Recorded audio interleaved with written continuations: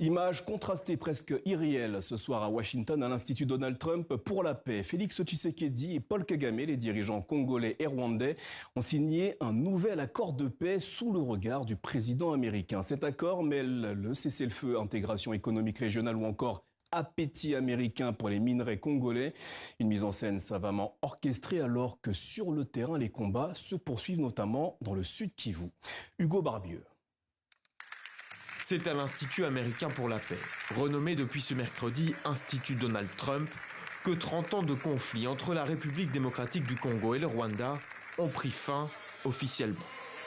Et après plusieurs échecs, cet accord est le bon pour le président américain qui se félicite d'un 8e accord de paix en moins d'un an.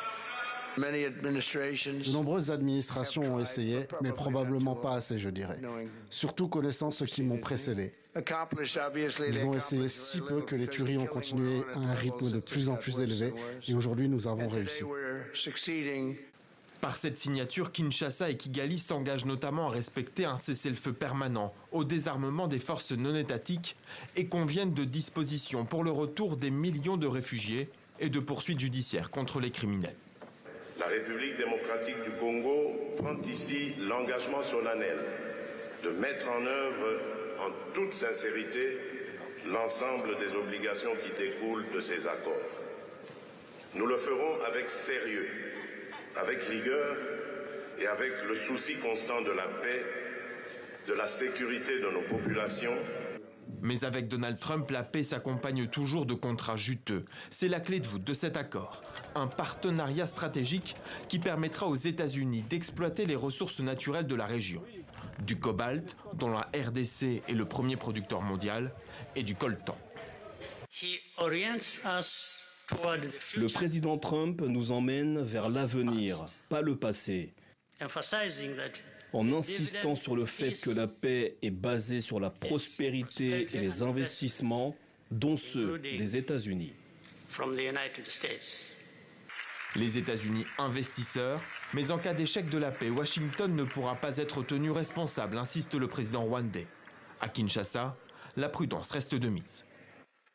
Il faut d'abord privilégier les questions de sécurité avant de privilégier les questions économiques ou les questions de minerais. Raison pour laquelle on aurait voulu qu'après cette signature, qu'on aille vraiment dans l'opérationnalisation, donc qu'il y ait les débits des opérations de neutralisation de FDLR et qu'on assiste aussi à un débit des retraits des troupes rwandaises. L'accord signé rencontre effectivement un obstacle majeur, l'absence de mesures coercitives. Son efficacité dépendra donc entièrement de la volonté politique des partis. Sur le terrain, pourtant, les combats font rage en plusieurs points de la ligne de front dans la province du Sud Kivu. Et pour décrypter cet accord de Washington signé sous l'égide de Donald Trump alors que la guerre se poursuit sur le terrain, nous sommes en direct de Kinshasa avec Pierre Boisselet, directeur de recherche à l'Institut Ebouteli, l'Institut congolais de recherche sur la politique, la gouvernance et la violence. Bonsoir et merci d'être avec nous. Tout d'abord, comment expliquer ce contraste entre le grand miracle proclamé ce jeudi à Washington et les combats qui se poursuivent sur le terrain ? Écoutez, je pense qu'il s'explique probablement assez simplement par le fait que pour le américain, quelque chose qu'on sait bien maintenant, ce qui compte, c'est beaucoup les effets d'annonce et le fait de pouvoir se poser en faiseur de paix. Donc, on a vu ces dernières semaines, ces derniers mois, en réalité, l'accord de paix dont il est question, il a été signé par les ministres des Affaires étrangères au mois de juin déjà.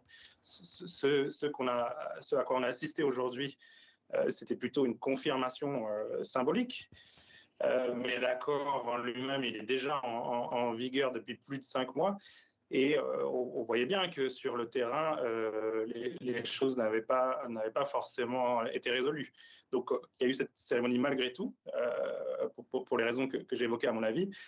Et donc, c'est ça qui explique le grand écart entre. Alors, Pierre Boisselet, sur le fond, que sait-on vraiment du contenu de cet accord? Est-ce un cessez-le-feu solide ou un accord de principe politique? Alors, donc l'accord, il inclut effectivement un cessez-le-feu. Et en fait, il y a plusieurs dispositions assez précises qui devaient être mises en œuvre à la fois par le gouvernement congolais et par le gouvernement rwandais. Côté gouvernement congolais, il y avait notamment la question de la neutralisation d'un groupe rebelle hutu-rwandais, qui est les FDLR, qui sont présents sur le territoire congolais. Et côté rwandais, le retrait des troupes rwandaises présentes dans l'est de la RDC. Donc là-dessus, alors il y a eu des phases préparatoires, on peut dire que c'est un processus qui est toujours en cours. Mais en tout cas, ces deux engagements-là ne se sont pas matérialisés jusqu'à maintenant. Alors Félix Tshisekedi évoque un nouveau chemin exigeant et plutôt difficile. De quoi dépend concrètement la capacité de Kinshasa à appliquer sa part de l'accord?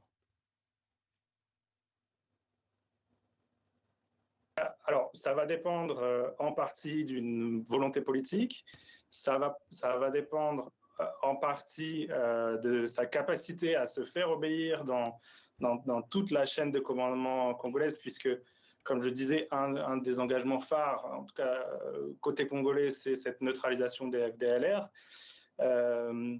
Mais il va falloir aussi qu'en face, le Rwanda notamment, respecte sa part du contrat.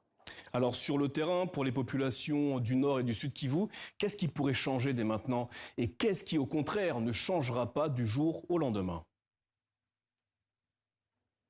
Alors, dès maintenant, je suis un peu en peine de le dire parce que je ne vois pas qu'il y ait de changement immédiat à la suite de cet accord.